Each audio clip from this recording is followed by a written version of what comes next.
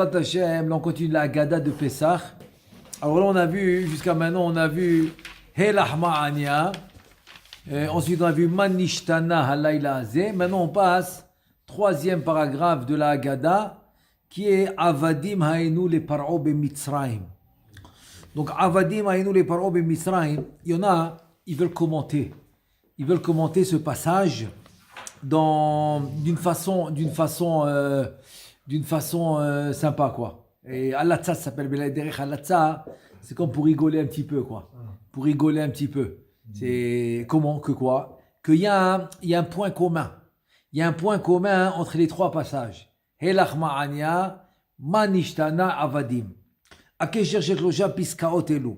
Donc le premier c'était Helach ma'ania, deuxième manishtana, troisième avadim ainu le paro. Pourquoi?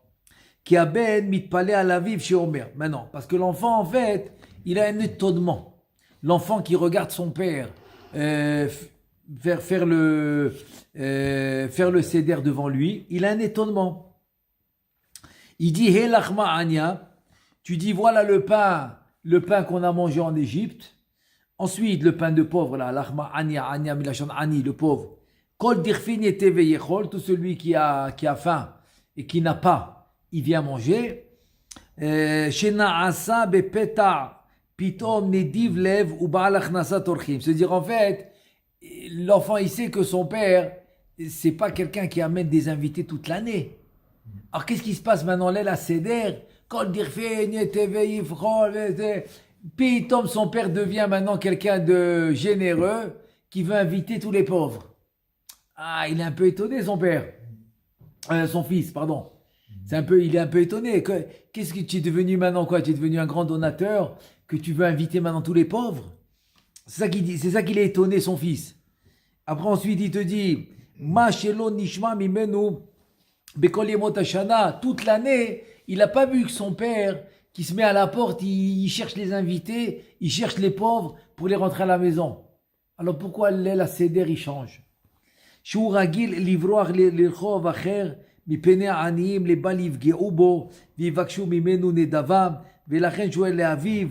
en deux mots, c'est que quand il voit que son père, il dit alors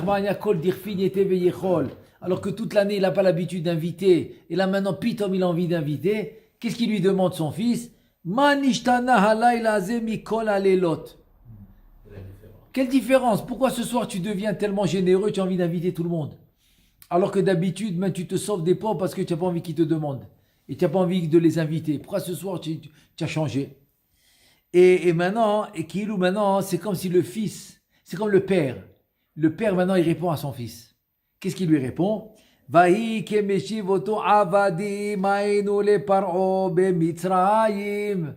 dit en fait, on était où? On était en Égypte.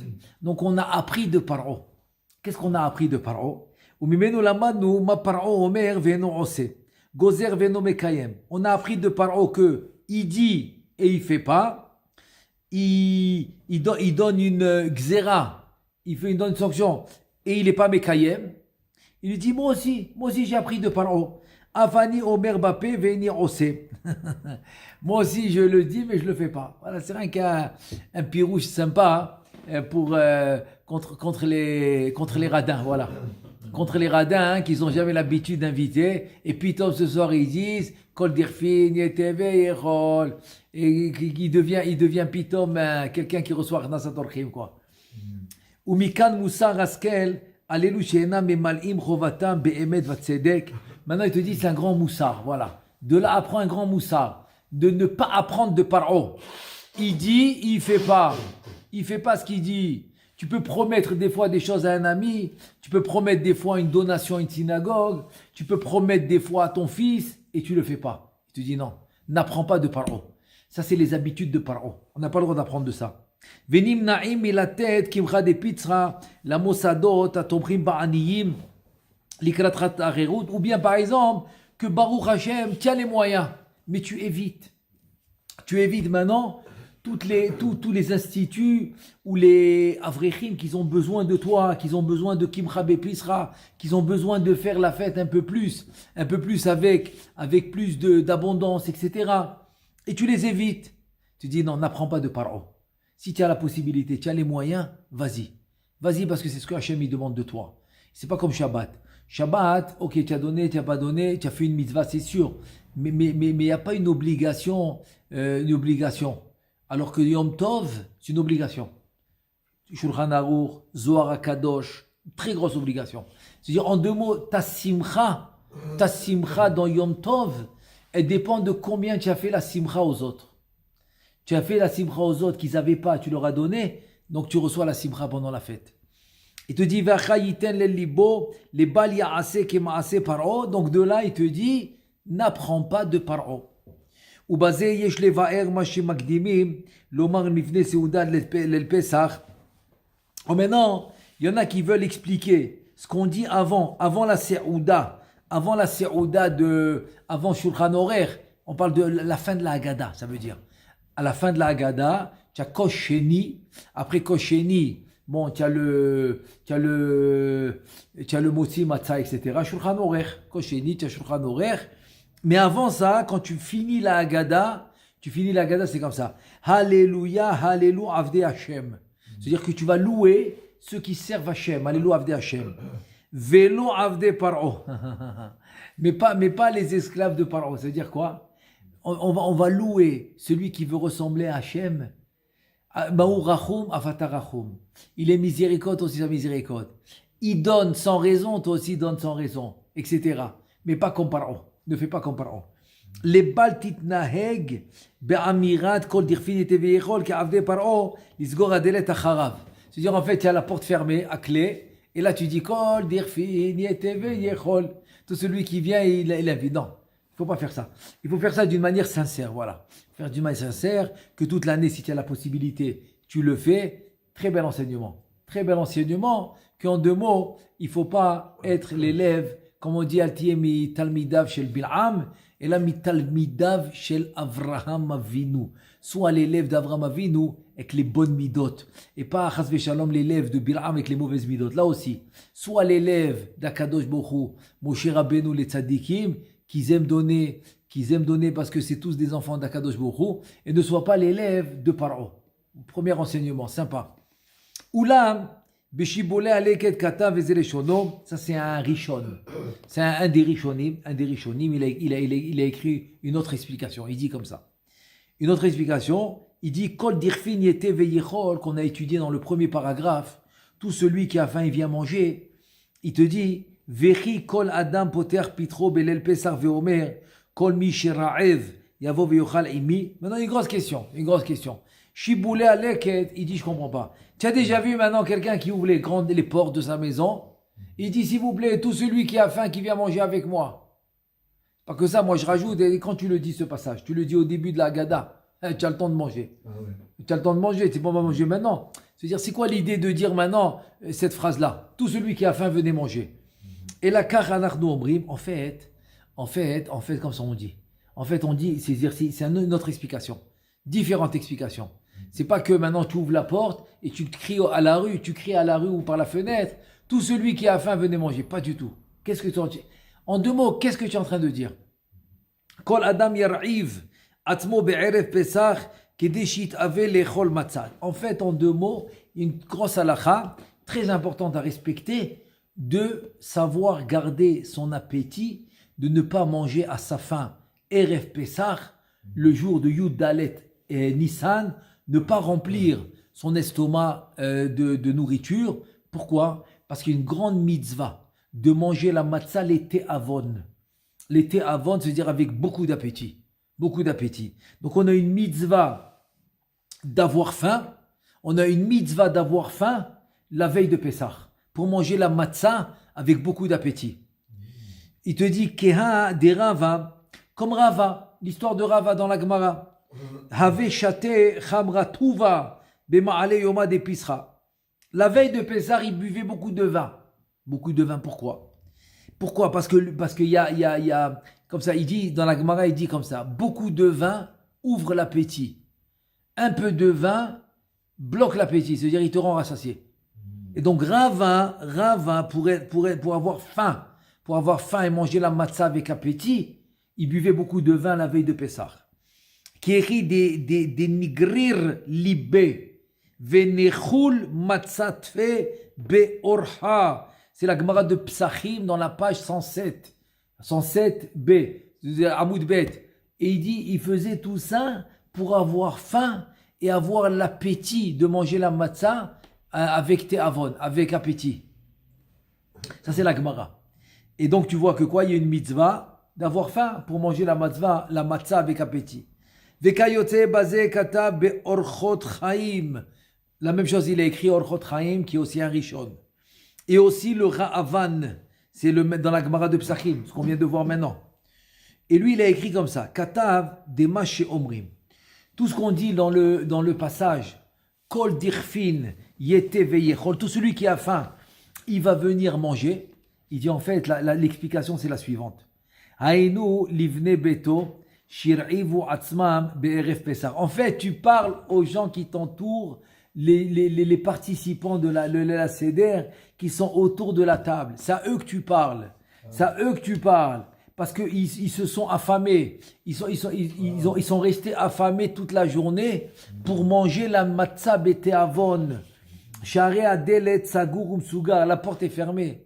Tu n'as jamais vu quelqu'un qui ouvre toutes les portes de la maison et les fenêtres et qui commence à crier dans la rue. Kol dirfin yeteve yechol. Pas du tout. Tu parles à ta famille, tu parles à tes invités, tu parles à ceux qui sont autour de ta table, tu parles à ceux qui sont autour de ta table pour qui se sont rendus affamés pour la matzah et qui vont manger la matzah avec appétit. Donc ça veut dire qu'en fait, tu n'es pas en train de mentir. Voilà, c'est le Ra'avan ça. Le Ra'avan, c'est un des Rishonim. Il dit ne crois pas que tu es en train de mentir, c'est pas vrai. Tu le fais sincèrement. C'est quoi sincèrement? Parce que vraiment, tu es en train de le dire à tes gens de la famille ou tes invités, que tu les as invités et que tu as préparé à manger pour eux. Donc comme ça, au moins, c'est une très, très belle explication pour ne pas penser que chas shalom, on est en train de dire quelque chose qu'on ne va pas faire, qu'on est en train de mentir chas shalom, pas du tout. Donc, et aussi, tu as la Gemara de Ta'anit. Qu'est-ce qu'elle dit la Gemara de Ta'anit dans la page Kaf, Amoud Bet? Ravuna. Qu'est-ce qu'il faisait Ravuna? Ki hava karich rivta ava patar levave. C'est-à-dire qu'en fait, le Ravuna, quand il voulait manger du pain. Ok, il ne parle pas de Pessah. Pas de Pessah.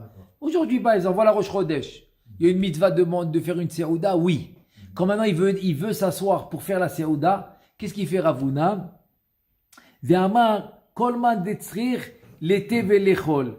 Qu'est-ce qu'il faisait? Il ouvrait la porte de la maison, il disait, Vakasha, s'il vous plaît, tout celui qui a faim et qui veut manger, eh ben, qui vient partager le repas avec moi. Parce que je vais m'asseoir, faire un repas maintenant, je vais faire le repas de Rosh Chodesh par exemple, c'est qu'un exemple, alors venez s'il vous plaît. Donc lui, il le faisait vraiment.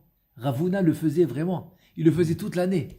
Il te dit, Amar Rava, qu'est-ce qu'il dit Rava là-dessus? Kuleu mile de Ravuna matzina mekayemna.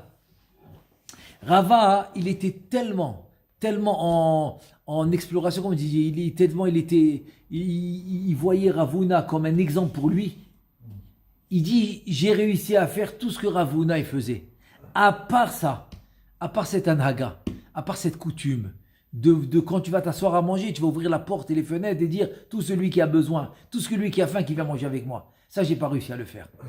Tout ce que Ravuna, comme ça il dit Rava, il dit tout ce que Ravuna il faisait, j'ai pu le faire, mais pas ça. Pas ça. Il te dit les barmehai. Pourquoi? Dela matzina le me'bad mishum din fisha benechela dimhoza. Il dit j'ai pas réussi. Parce que si je fais ça, j'ai 10 personnes qui vont rentrer à la maison. Et j'ai préparé un repas pour moi, peut-être pour 2 ou 3 enfants. J'ai préparé un repas peut-être pour 2 ou 3 personnes. Et là, 10 personnes, ils me viennent. Qu'est-ce qu'on fait? Il dit ça, j'ai pas réussi. Je sais pas comment il fait Ravuna. Et Ravuna, il le fait, moi, j'ai pas réussi. Toutes les autres choses que Ravuna, il fait, j'ai réussi. Pas ça. Ça, j'ai pas réussi. Donc, c'est pas quelque chose de facile. C'est pas quelque chose de facile. Il faut s'annuler, il faut préparer. Il faut être prêt à tout pour recevoir comme ça les invités. Voilà. Donc, on a eu les deux explications. Ou l'explication que tu parles pas aux gens de l'extérieur, que les gens qui sont avec toi à l'intérieur. Ou bien comme Ravuna, que Béhémet Ravuna, il le faisait sincèrement. Alors oui, Ravuna, Béhémet, il parlait aux gens de l'extérieur. Oui, mais tu vois que Rava, il a dit non, moi j'ai pas réussi à faire ça. Donc Rava, c'est plutôt comme l'explication qu'on a vue, que tu parles aux gens à l'intérieur de la maison. Et Voilà, c'est-à-dire, Vayotzienu Misham, vous avez Ilou. Ensuite, je lis le passage là parce qu'on va expliquer la suite du passage. Donc on a dit Avadim Ainu le paro b'Mitzrayim, Vayotzienu Adonai Elohenu Misham, Beat Chazako Bizro Anetuya. Ensuite, voilà, c'est ce qu'on va expliquer, c'est la suite. Ve'ilu lo otzi Akadosh Baruch Hu et avotenu Mitzrayim. Si maintenant Chaz v'Shalom, Akadosh Baruch Hu, il nous avait pas sortis d'Égypte, nos ancêtres, il les avait pas sortis d'Égypte. Elle te dit la Haggadah, Adain anachnu banenu, on serait encore nous, nos enfants, ou bnei banenu, nos petits enfants, meshurbadim ainu le paro b'Mitzrayim. On serait encore assujettis dans les travaux forcés de Paro, s'il nous avait pas sortis d'Égypte. Ça c'est la phrase qui dit la Haggadah. Alors c'est ce qu'on va maintenant, on va expliquer cette phrase. C'est-à-dire quoi? Que si nous n'avait pas sorti d'Égypte, jusqu'à aujourd'hui, on serait encore en train de servir Paro. Tu dis l'Ichora, ma evdel, yesh ben shi'bud Mitzrayim le shi'bud malchuyot, shanachnu nimtzaim begalut echel hazeh. Il dit en fait, je comprends pas. Pourquoi maintenant la Haggadah, elle va me parler seulement de l'esclavage d'Égypte? Est-ce qu'aujourd'hui, que l'homme il est esclave de la société, ou esclave de je sais pas moi, des nations, ou chas v'shalom, des époques comme la Shoah, des époques où vraiment on était assujetti aux nations, beaucoup d'époques dans l'histoire, beaucoup.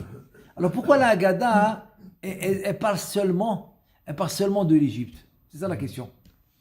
Il te dit, venir elevaer alpi Gemara. Donc on va expliquer ça à travers une Gemara. Il y a une Gemara dans Baba Metzia, dans la page 10, la Gemara dit comme ça. Po'el yachol lachzor bo, afilu bachatzi ayom. Ça veut dire que tu as pris maintenant un employé, mais tu le veux pour toute la journée. Donc la journée, vous décidez entre vous. Est-ce que c'est de Alot HaShachar jusqu'à Tzet HaKochavim, ou bien non, ou bien c'est du Netz HaChama jusqu'à Shkia. Ça s'appelle la journée.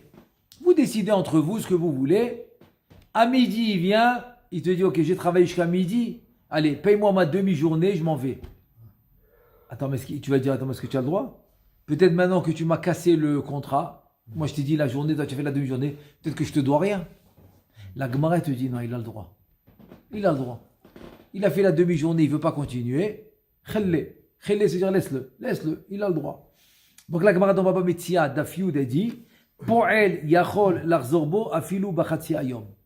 Et il apprend, attends, mais c'est pas fini, on apprend ça d'un pasouk dans Sefer Vaikra. Quel pasouk? Sheneema, Kili bene Israël avadim, velo avadim la avadim.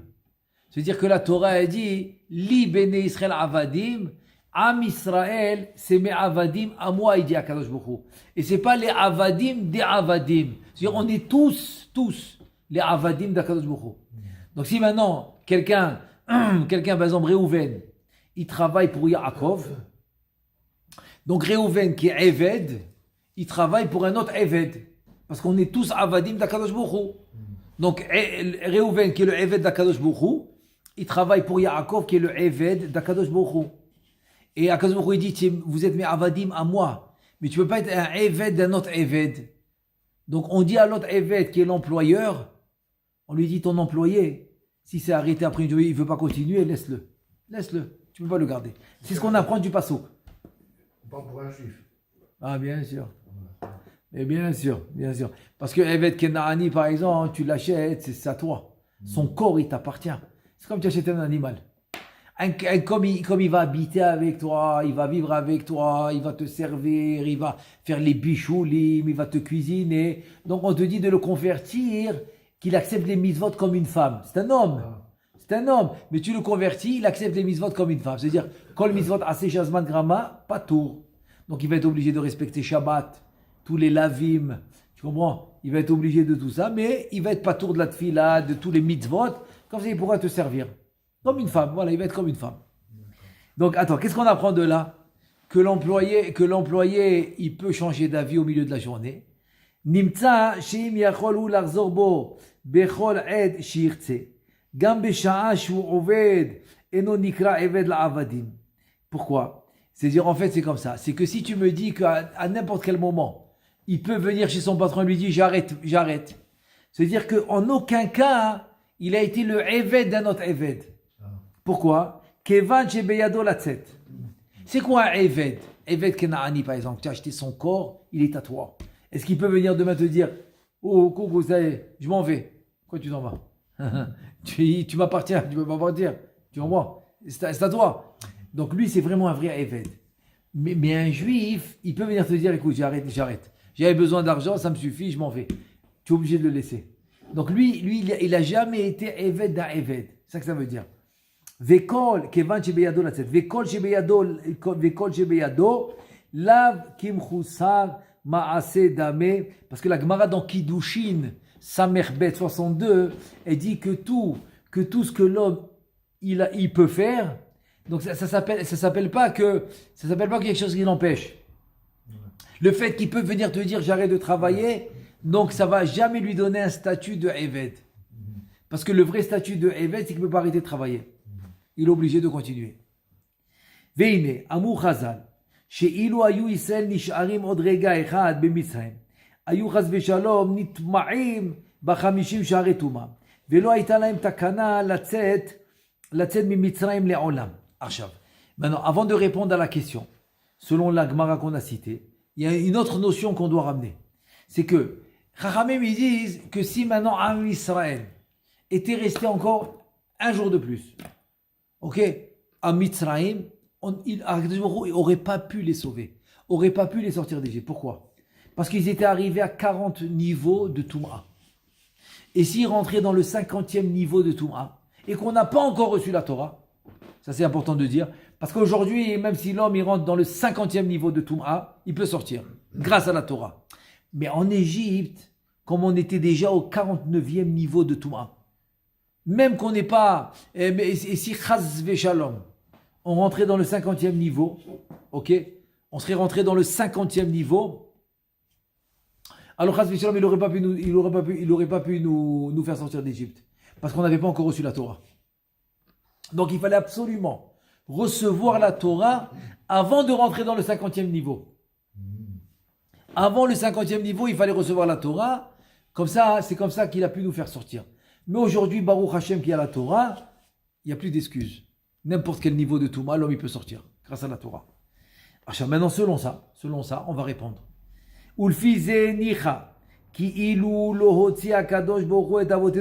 Maintenant, on comprend que si Akadosh Baruch Hu, il n'avait pas fait sortir Am Israël d'Égypte, et il avait attendu, même un petit moment, un jour, ok? On serait resté là-bas. Parce qu'il n'aurait pas pu après nous faire sortir. Si Chaz Veshalom, Am Israël était rentré dans le 50e niveau.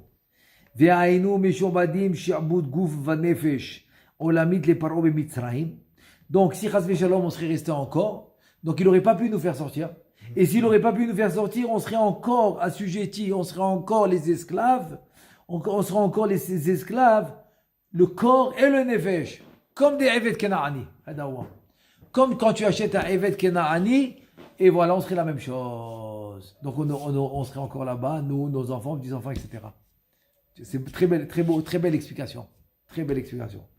Oulam ata lamrot eyotenu mishu'badim bish'abud malchuyot. Kevan shebeyadenu lazor bitshuva ou ligael minyan. Maintenant, c'est vrai que maintenant, on est sous la domination des nations. Mais comme à chaque moment, on peut faire tchouva, et si on fait tchouva tout Am Israël, on reçoit la rédemption, on reçoit la Géoula, donc on ne s'appelle pas des Avadim. À chaque moment, tu peux faire tchouva, à chaque moment, il peut faire la Géoula. Donc tu ne t'appelles pas Avadim, c'est exactement comme l'employé. Qu'à chaque moment, il peut venir chez son patron et lui dire j'arrête, il ne s'appelle pas Aved. Alors toi aussi, qu'à chaque moment à chaque moment que tu peux faire tchouva, et Akadosh Baruch Hu peut te donner la rédemption, il peut amener la Géoula, donc ça ne s'appelle pas qu'on est Avadim. Donc c'est pour ça que la Haggadah, elle va parler seulement de Mitzrayim, pas des autres nations. Ou comment, parce qu'en Mitzrayim, on n'avait pas encore reçu la Torah. Donc ce système ne marchait pas encore. Ou comment Amrou, et ça c'est une Gemara dans Sanhedrin, dans la page 98, et dit la Gemara Hayom imbekolo tishma'u. C'est quoi Hayom imbekolo? Alors, c'est le Rav qui rencontre Eliyahu Hanavi. Il lui dit, c'est quand tu vas venir?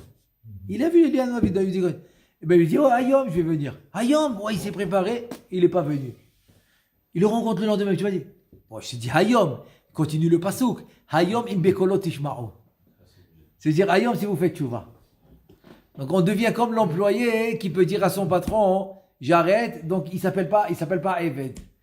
Donc, nous aussi, par rapport au mot Ta'olam, après qu'on a reçu la Torah, on peut faire tchouva et avoir tout de suite la rédemption finale, qui est la Géoula. Au Bessan Edrin, parce que Nissan, là c'est Rosh Chodesh de Nissan.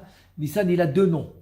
C'est-à-dire, il a Rosh Chodashim, ok, et il a aussi, il s'appelle Nissan, et il s'appelle aussi, c'est le Chodesh à Géoula. Géoula. Maintenant, il y a une Gemara dans Sanhedrin, 97, c'est une page avant. On a mentionné 98. Amar Rabbi El-Azar. Rabbi El-Azar, il dit comme ça. Im Israël osim tchouva nigalim. Voilà. C'est ce qu'on vient de dire maintenant. C'est que si maintenant Am Israël ils font tchouva, eh ben, ils reçoivent la rédemption, ils reçoivent la Géoula. Ve'im lav enam nigalim. S'ils font pas tchouva, ouelo, shum dava. Amar lo Rabbi Yoshua. Rabbi Yoshua, il lui dit. Im en osim tchouva en nigalim. De quoi tu parles? S'il n'y a pas de tchouva, il n'y a pas de rédemption, il n'y a pas de Géoula. אלא הקדוש ברוך הוא מעמיד להם מלך שגזרותיו קשות כאמן וישראל עושים תשובה וחוזרים למוטב. Alors en deux mots, Rabbi El-Azar il dit que si on fait tchouva, on a la Géoula. Et si chas v'shalom, et si chas on ne fait pas tchouva, il n'y a pas de Géoula. Il lui dit Rabbi Yoshua, écoute bien, Imen osim tchouva, il lui pose la question. Si on ne fait pas tchouva, il n'y a pas de Géoula. Il dit Rabbi Yehuda, non, pardon, Rabbi Yoshua, je ne suis pas d'accord avec toi. Rabbi El-Azar, je ne suis pas d'accord. Et là, que quoi? Et là, Kadosh Bokhu, Ma'amid Laemeler, Kadosh Bokhu, Chas v'Shalom, il va mettre un roi qui est très dur avec Am Israël, très dur. Kashot Ke'aman, comme Aman, très dur. Et qu'est-ce qu'ils font Am Israël? Osim tchouva, vechozrim le mutav. Ils font tchouva et tout va bien. Donc c'est la solution à tout. Quand tu fais tchouva, tu as la siyata d'Ishmaya. Velichora bemaika miflige. Maintenant, si c'est ainsi, c'est quoi la marloquette entre Rabbi El-Azar et Rabbi Yoshua? Rabbi El-Azar, il dit, tu as fait tchouva, oui. Tu n'as pas fait tchouva, il n'y a pas de rédemption. Et Rabbi Yoshua, il dit, non, c'est pas vrai. C'est qu'il va te causer à faire tchouva. Il va amener une situation dans le monde qui va te causer la tchouva, qui va te pousser à faire tchouva. Et donc, c'est quoi la marloquette entre Rabbi El-Azar et Rabbi Yoshua? La réponse, Are ben lemor ou ben lemor Geulat Israël mutned bitchouva. Donc ça, ils sont d'accord sur ça. Ouais, c'est-à-dire que ça soit selon Rabbi El-Azar ou que ça soit selon Rabbi Yoshua, Il faut la teshuva. Geulat Israël mutned bitchouva, exactement. C'est-à-dire que la Géoula, la rédemption de Am Israël est conditionnée à la tchouva. ונראה שלרבי אליעזר צריך לעשות תשובה מאהבה בכל לב ונפש ורק אז נגאלים. C'est compris? C'est-à-dire que selon Rabbi El-Azar ou Rabbi Eliezer, selon Rabbi Eliezer, seulement si tu fais tchouva me'ahava. Si tu fais tchouva me'ahava, c'est à ce moment-là qu'il y a la Géoula, pas avant. Mais attends, tchouva me'ahava, c'est très dur. Alvaï qu'on fasse très bien tchouva me'ira. Alvaï. Qu'on a vraiment peur d'Akadosh Bokhu. Be'ahava, et là Rabbi Yoshua lui dit de quoi tu parles? Je lui dis, il est étonné Rabbi Yoshua. Ve'alze tameh Rabbi Yoshua, aïtachen, shelo yig'alu ela bitchouva me'ahava. C'est pas possible. C'est possible qu'il n'y aura pas de Géoula parce qu'il n'y a pas de tchouva me'ahava. La tchouva par amour, il n'y a que la tchouva, comment tu dis ça, la tchouva me'ira. אלא הקדוש ברוך הוא מעמיד להם מלך שזהירותיו קשות כאמן ומחזירה למוטב, כלומר שאף תשובה מיראה כזאת מועילה לישראל. Tu as compris? Viens Rabbi Yoshua, il dit non, calme-toi, j'ai compris.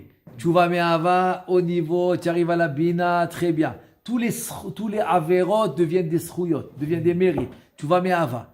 Mais si c'est une bonne tchouva mi'ira, ça marche aussi. Vekarov laze matzati le maharal miprag, besefer gvurot Hashem. Et ça c'est premièrement. Deuxièmement, Veyesh mefarshim, une autre explication. Veyesh mefarshim od, sheilu lo hotzianu akadosh baruch hu bimitzrayim. Que si, maintenant, une autre explication, pas la même qu'on a donnée. Si Akadosh baruch hu nous a pas fait sortir d'Égypte, il te dit, Ela haya paro mishahrer otanu berov tuvo, aynu mishobadim elav le'olam, le'akir lo toda ala chesed. על החסד שעשה עמנו והיינו כאבן נרצע לפרעה למצרים. יפה, très beau pirouche. Très beau pirouche. Il te dit qu'en fait, que si nous n'avait pas fait sortir d'Égypte à Kadosh Baruch Hu, et que quoi, et que Paro, et que Paro il va sortir d'Égypte. Tu as compris? Le deuxième explication, c'est qu'en fait, Ilou l'otzi à Kadosh Baruch Hu, c'est-à-dire si Akadosh Baruch Hu nous a pas fait sortir d'Égypte. Et quoi? Et c'est quoi l'autre solution? Ah, on serait resté en Égypte. Paro nous aurait fait sortir. Par sa bonté. Donc si c'est Paro qui nous aurait fait sortir par sa bonté, Aïnou Beshobadim elav le'olam le'akir lo toda la chesed she'asa imanu v'aïnou ke'eved nirtza le Paro le Mitzrayim, on serait reconnaissant à Paro jusqu'à aujourd'hui. Et ça, Kadosh Baruch Hu, il voulait pas. Il voulait nous libérer complètement. Qu'est-ce qu'il y a besoin d'être reconnaissant à qui? Tu as besoin d'être reconnaissant à Paro? Pas du tout. Donc c'est pour ça qu'Akadosh Baruch Hu, il l'a fait de lui-même. Et Paro, Bichla, c'est devenu un kofer. Mais Rabbi Eliezer, il n'a pas donné de solution finalement. Il a dit s'ils font les choix de Hava, ils sont. Sinon, ils sont pas. Alors, comment ça finit? Ça finit que c'est possible que Rabbi Eliezer a accepté que c'est vrai. Ouais. La rédemption peut venir aussi à Tchouva Mir'a. Je suis pas cholek, mais la vraie Géoula Achishena Kavana. La vraie Géoula Achishena qu'on peut l'amener, la vraie Géoula qu'on peut amener avant son temps, c'est la doit être Be'ava. Voilà, c'est ça. Donc il n'est pas cholek avec Rabbi Yoshua. Il parle de Achishena. Voilà, exactement. Pour lui, c'est ça, l'autre, c'est pas une vraie Géoula. Ouais, l'autre, c'est arrivé son temps. Tu sais bien que le monde, c'est maximum 6000 ans. Ouais, ça s'appelle pas Géoula. Ça s'appelle pas Achishena, ça s'appelle pas, elle vient pas avant son temps. Ah ouais, c'est ça. Elle vient pas avant son temps. Dès que le temps est arrivé, elle vient. Alors, c'est ça. Alors, Rabbi Eliezer lui dit, moi, je suis d'accord, tu vas Mira. Elle va amener la Géoula à son temps. Mais moi, j'ai envie de te parler d'une Géoula qui peut venir avant son temps. Ça, il faut que tu vas Mira. Baruch Adonai, Leolam, Amen, Amen.